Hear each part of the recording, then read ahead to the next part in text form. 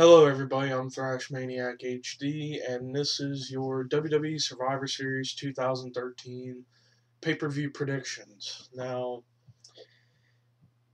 this year's Survivor Series, the card isn't bad, but then again, there's been virtually really no real build to most of these matches. The only matches I feel that have had any kind of substance as far as a build goes is the Orton Big Show match, Cena Del Rio, and Punk and Bryan versus the Wyatts. Those are the only matches that have had any kind of substance to it as far as build up goes. The build up to the Survivor Series this year has not been good at all. I mean, it's not that good at all. So, I mean, the pay per view for the matches we're getting should be a good pay per view nonetheless. Um, but yeah, I mean, I'm not all negative about this pay per view like some people are, but then again, the build hasn't been that good. But with the matches we've got, this could end up being a pretty damn good pay per view. And without further ado, let's get to the predictions. Starting off with the kickoff match on the pre show, Kofi Kingston versus a newly heel turned Miz. I expect this match to be average at most. As far as a pick, I think The Miz should win so he can have some momentum now that he's finally a heel again. So, yeah, I'm going for The Miz to win. Even though I like Kofi Kingston more than The Miz, I want The Miz to win so he can have momentum as a heel again. So, yeah.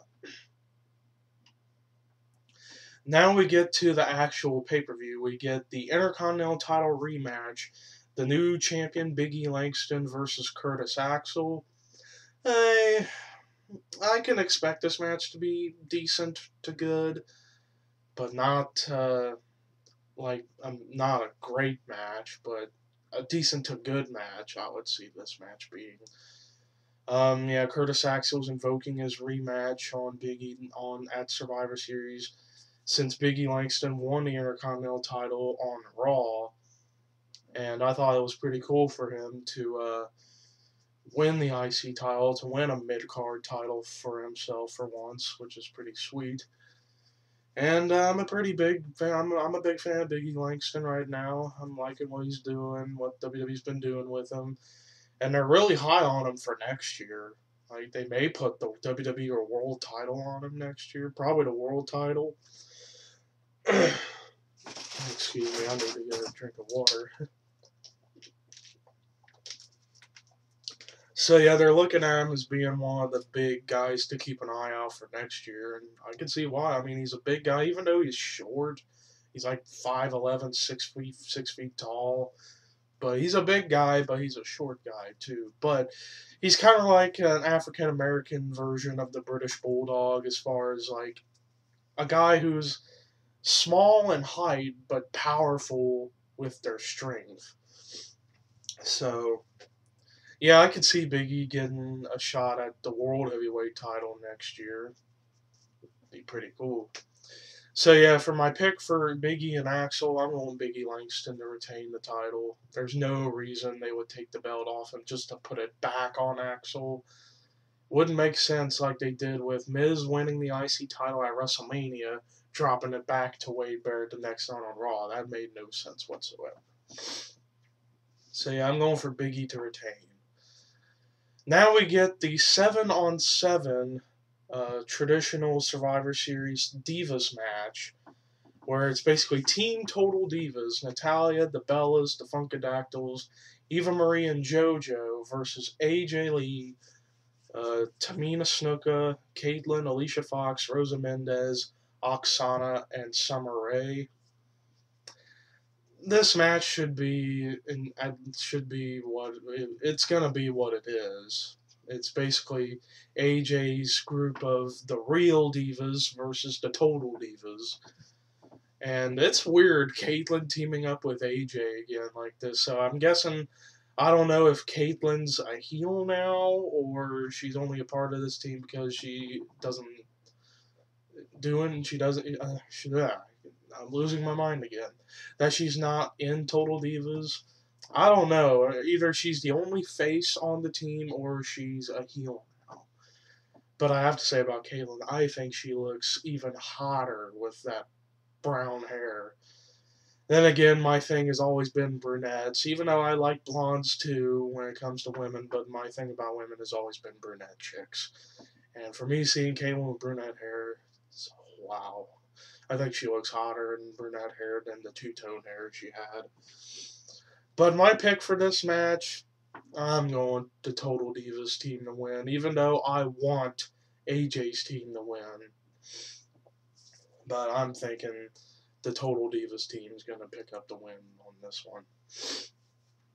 Now we get to the big four matches. First, CM Punk and Daniel Bryan versus Luke Harper and Eric Rowan of the Wyatt family. This match should be good. I mean, it should be a pretty good tag match. Yeah, like I said, this has been one of the only 3 matches that has had any kind of substance as far as build within the last month. But starting with after, I believe it, yeah, after Hell in a Cell when the Wyatts attacked both Bryan and Punk, and Bray Wyatt's like, the devil made me do it, ha ha ha. Like, we're all thinking it's the Authority telling the Wyatts to go after them or they'd be fired. Or something like that. But my pick for this match, I'm going Punk and Bryan to win this match. Then again, this whole thing should have been a 6-on-6 Survivor Series match. But with the next match I'm going to say, which is the Survivor Series match, it's still going to be great. But Punk and Bryan, I expect to beat Rowan and Harper. That's how I'm thinking. But now we get to what I feel is going to be match of the night. The 5-on-5 traditional Survivor Series match. Cody Rhodes, Goldust, the Usos, and the returning Rey Mysterio versus all 3 members of the Shield and the Real Americans. This match is going to be a great match. I expect this match to be match of the night, bar none. This match could tear the house down. I mean, anytime you put any people in the Shield, the Rhodes family, and the Usos in a match like this, it's always something special.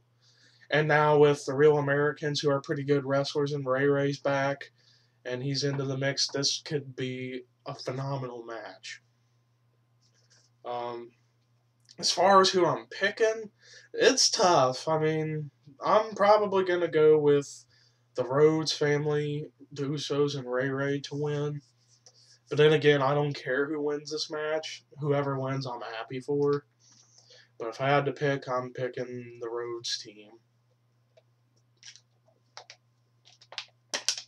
Alright. Now we get to the quote-unquote double main event, the 2 world title matches. First, the World Heavyweight title match, John Cena defending against Alberto Del Rio. I hope this is it when it comes to Del Rio and Cena. I expect this match to be a pretty good match like they had back at Hell in a Cell. But I'm Cena's gonna retain. I mean, come on. It's predictable, as Simon Michael would say. So yeah, I'm going for Cena to retain the title. I hope he retains, because Del Rio at this point, he's had his time with the World Heavyweight title. And that's just that. And now we get to the main event. Randy Orton defending against the Big Show. Now, I've been kind of on the fence about Big Show being in this match. If this is Big Show's final run of his career, then by all means, let him have the title one more time. But if this is not his final run, then why is he in this match? I guess some people were correct when they said that the whole stuff with Bryan was more about Big Show than Bryan. But I still have a gut feeling this is all going to lead to something awesome in Road to WrestleMania time. I'm still going to stick by my side of that all this stuff with the Authority and all that, it's leading up to something that's going to be awesome coming WrestleMania 30, because WrestleMania 30 could have the potential to be the best WrestleMania of all time, the best built WrestleMania of all time, and possibly the biggest buy rate in WrestleMania history because it's the 30-year anniversary, and a bunch of big names might be there. Like, we know Taker's going to be there. Rumors that Goldberg might be there. Stone Cold might have a match. Hulk Hogan possibly showing up. The Rock may be there. And they're going to need some good stuff going into it. And I think this whole authority stuff is leading into something good, okay? To anybody out there who is still saying, this storyline sucks because they're doing this, they're doing that. And once again, I say it before and I've said it before, I'll say it again. You people out there who are so negative about this whole storyline are the most impatient, pussy ass fans I have ever seen or heard of in my life. And if you want to comment, hate on me, go ahead, because if you do, I'm going to fucking block you. Plain and simple. So, yeah. I mean, that's my opinion. I'm sticking to it. I mean, this whole authority stuff I think is still good, and it's building up for something. It's going to build up for something interesting for Road to WrestleMania. But, anyways, with Orton and Big Show, this is probably the toughest match to pick. I mean, especially now that there's no interference allowed in the match from the Shield, the Authority, or anybody else. But my gut tells me somebody's going to interfere in this match. I don't know. I don't know if it's going to be the Shield or they're going to do something like they did with the Shield when they debuted at last year's Survivor Series.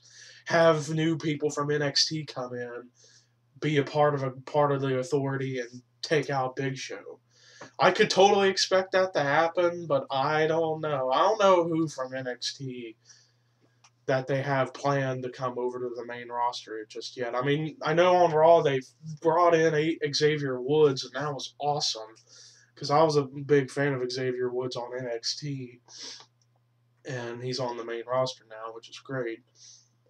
But why does he have to team up with R-Truth? I don't know. But I could totally expect a couple of guys from NXT possibly debuting to cost Big Show the match. I don't know. It's all going to be interesting. But I guess if I had to take a pick,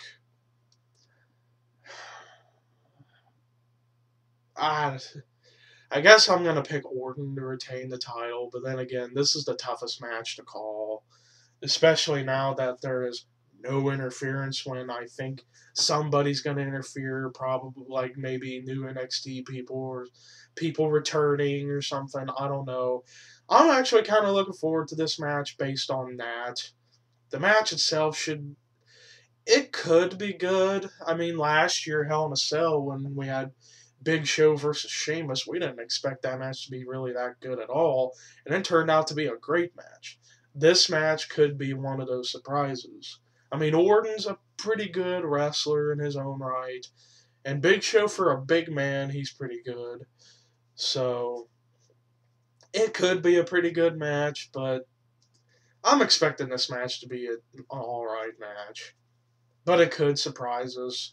I know a lot of people, I know some people ain't going to watch Survivor Series, and to that I say, you're going to, if there's going to be good stuff happening at Survivor Series, then you're going to miss out on some good shit.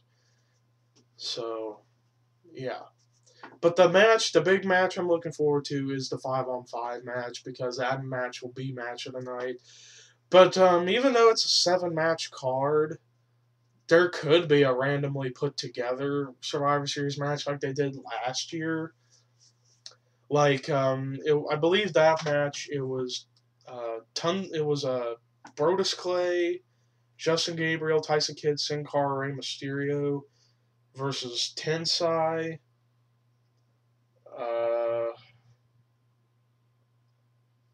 I can't remember who was all in that match. But I remembered that match being randomly put together as the opener for the show, and it was a really good match. I could expect that happening at Survivor Series Sunday. But yeah, that does it for my predictions. I'm going Big E, Total Divas, the Rhodes team, Punk and Bryan, Cena, Orton, and for the pre-show, Miz. And that's it for my predictions. Peace.